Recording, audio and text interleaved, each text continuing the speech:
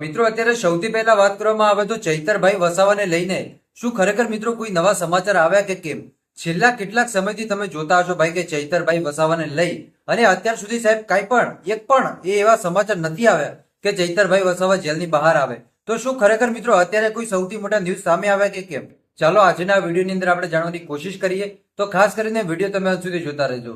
હવે અત્યારે વાત કરવામાં આવે તો ડેડિયાપાડા આમ આદમી પાર્ટીના ધારાસભ્ય ચૈતરભાઈ વસાવા કે જે લગભગ 2 મહિનાથી જેલની અંદર છે, એમના જામીન હમણાં કોર્ટની અંદર નામંજૂર થયા. જ્યારે દર્શક મિત્રો ચૈતરભાઈ વસાવાના જામીન નામંજૂર થયા ત્યારે ચૈતરભાઈ વસાવાને તરત જ પોલીસ બંદોબસ્ત સાથે એમના વકીલ સાહેબ હાઈકોર્ટમાં લઈ ગયા. કેમ કે નીચલી અદાલતમાં જો કદાચ એમને જામીન ન મળે તો ઉપલી અદાલતમાં જઈ શકે. તો એમના વકીલ સાહેબ ચૈતરભાઈ વસાવાને લઈ અને તરત જ સાહેબ હાઈકોર્ટમાં પહોંચ્યા. હવે જ્યારે હાઈકોર્ટની અંદર ચૈતરભાઈ વસાવાને લઈને ગયા ત્યારે શું થયું?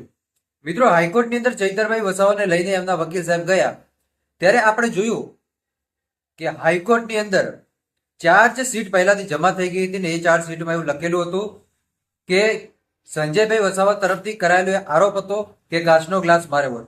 બાકી વકીલ સાહેબે એમાં પણ કીધું કે જો કાચનો ગ્લાસ માર્યો હોય સાહેબ તો કાંઈક તો એવું પ્રૂફ હોય ને ભાઈ કે આ કાચનો ગ્લાસ લાગ્યો, અને કાચનો ગ્લાસ લાગ્યો નથી, ક્યાંય નિશાન નથી, સીસીટીવી ફૂટેજ નથી, છતાંય એ ખોટો આરોપ કરી નાખ્યો ચૈતરભાઈ વસાવા ઉપર, અને જેને લઈને અત્યાર સુધી ચૈતરભાઈ વસાવા લગાતાર જેલની અંદર છે. એમને જામીન મળતા નથી.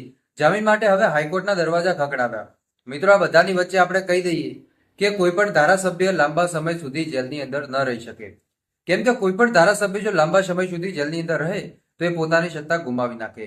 એટલે મને એવું લાગી રહ્યું છે કે ક્યાંક ને ક્યાંક ચૈતરભાઈ વસાવા જેટલા જલ્દી એ વડોદરાની મધ્યસ્થ જેલમાંથી બહાર આવશે એટલો જ વધારે એમને ફાયદો છે. બાકી તમે શું કહેશો મને કોમેન્ટ કરીને જરૂર બતાવજો. મળીશું આપણે નવા વિડીયોમાં. ત્યાં સુધી બધાને જય માતાજી, જય દ્વારકાધીશ. આગળ પણ આવવાનો સપોર્ટ કરતા રહેજો. ધન્યવાદ.